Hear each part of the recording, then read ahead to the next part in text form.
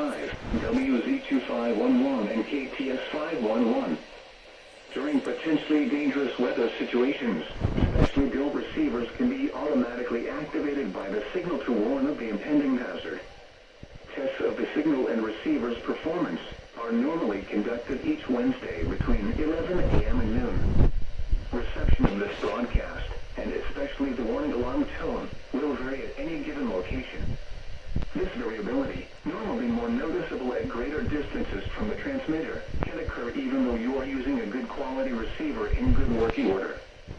To provide the most dependable warning service possible, the warning alarm tone will only be activated for watches and warnings affecting the following counties across central, south central, and southeast Kansas: Allen, Barber, Barton, Bourbon, Butler, Chase, Chautauqua, Cherokee, Cowley, Crawford, Elk, Ellsworth, Greenwood,